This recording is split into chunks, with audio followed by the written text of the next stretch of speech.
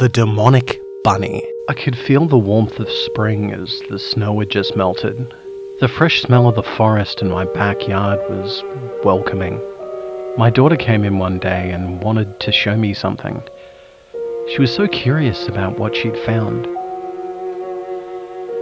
She handed me a deep grey-coloured object shaped like an egg. I was a little taken aback by this. I told her it must be a bird's egg. I could see that she was worried that she'd taken the egg away from its mother and she wanted to take it back. I gave her back the egg and I told her to be sure to take it back where she found it. She hurried back as fast as she could to return it. I was also curious myself of what type of bird would lay an egg like that. She came back soon after and told me the egg was right back where it belonged. I told her I was proud of her, but I did ask where she'd found it. She said that she'd found it under a birch tree, so my assumption was that it must have fallen from a nest. I told her she'd done a good job and she went off to play. I went to the birch tree out of a sense of responsibility, since my daughter might have frightened away the mother bird. I thought I could at least try to find the nest and put it back. The nights are still cold and the egg won't survive the night on the ground. I took the egg, holding it in both my hands to keep it warm, and I took it back to the house. I bundled it up in a towel and I kept it near my bed.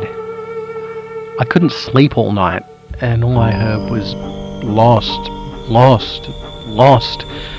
I woke up and I could still hear that voice. It was coming from the backyard. I went outside through the back and turned on the porch light. Lost!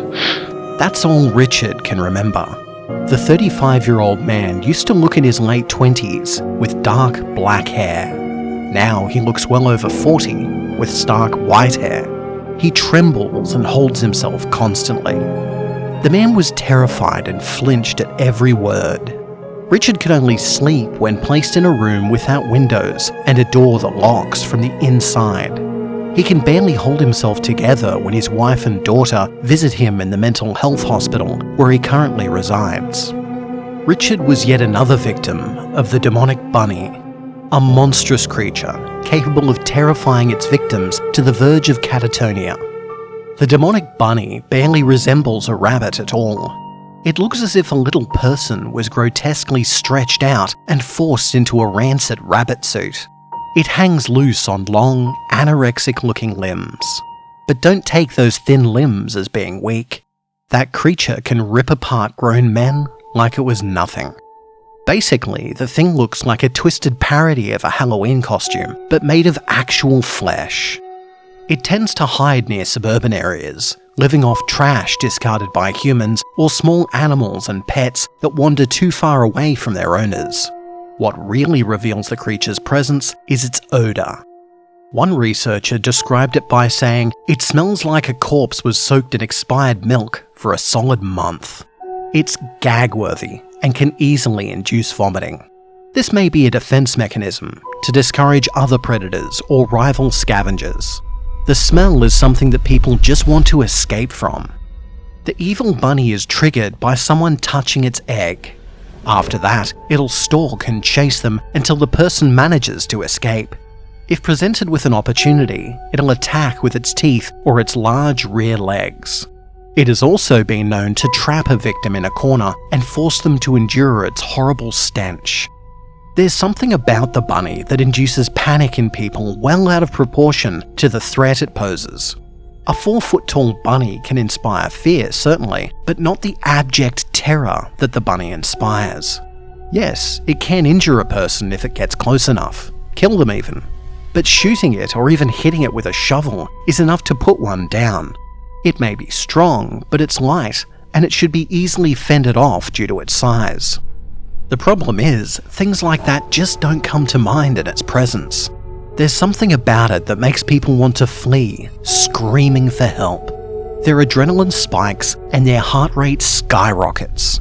People panic and make simple mistakes, causing them to be trapped and allowing the demonic bunny to finish them off. Most of its victims fall into an exhausted coma or have a heart attack or a seizure inspired by pure terror.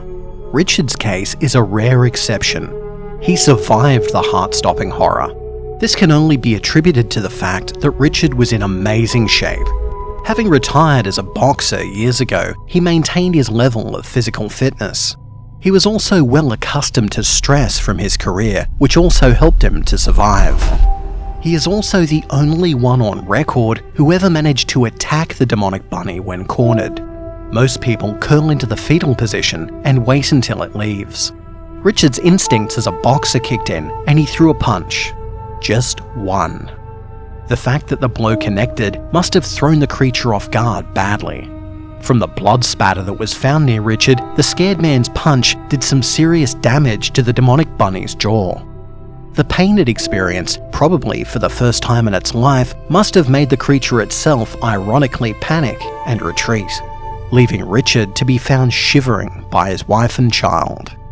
It's undoubtedly for the best that it was Richard who encountered the bunny. His daughter had touched the egg and, had he not done so himself, she would have been the target. A target with no possibility of surviving the creature's attack. When the report was received, agents equipped with gas masks were ordered to go in and try to track down the wounded creature. They were able to find the shattered egg that Richard had described in his interview, but there were few traces of the creature itself. They continued searching the surrounding woods and finally managed to pick up its trail. This was possible by monitoring reports of panicked animals or hikers. Getting a ping when a couple hiking reported encountering a very horrible stench during one of their walks. Following the lead, the demonic bunny's trail was picked up and the agents were able to track it deeper into the woods. They found a small cave that was difficult to reach. Going inside, they found the bunny. It had shed its costume-like skin, revealing a horribly emaciated body. Its outline wasn't that of a human, but rather a bizarre mix of bunny and humanoid. The limbs ended in black-tipped nubs on hands that possessed 6 fingers. Those fingers or claws randomly bent in opposite directions. Each time they did so, they made a loud creaking sound that echoed through the cave. The skin resembled dusty grey leather, and somehow the smell was worse. The fact that the stench penetrated their breathing apparatus was a concern. So the 2 agents immediately retreated, thankfully without being noticed by the wounded creature. Doing so allowed the agents to observe the actions of the demonic bunny. This allowed the agency to learn a lot about its behaviour and physiology, such as the fact that Richard's panicked attack had caused a lot of damage. The creature's jaw was dislocated and missing several teeth. The creature was busy hitting its head against the cave wall, trying to pop its jaw back into place. Each impact came with a howl of agony. With a final brutal hit, it knocked its jaw back into place with a gross snap that made even the observing agents, seasoned veterans both, cringe. The creature fell silent for a while, collapsing onto its back as it breathed heavily from its ordeal. While the agents were readying themselves to apprehend it, the demonic bunny started freaking out again, spasming in place as though it was having a seizure. Its limbs bent in every direction and, to quote one of the agents, it looked like a spider being set on fire. Its limbs shuddered with loud crunching noises as the bunny screamed in a way that didn't sound like either human or animal. The fit continued, with the screams growing louder and louder. Then its chest burst upward in an explosion of gore. What crawled out of the demonic bunny was a younger, smaller, and healthier creature. It proceeded to devour the remains of the larger bunny. The team, having seen enough, immediately moved to apprehend the younger bunny. The tranquilizers were immediately effective, and they bundled up the creature to transport to the lab for investigation. The remains of the older bunny were also taken. What the agents had just witnessed raised many questions, and those questions need answering.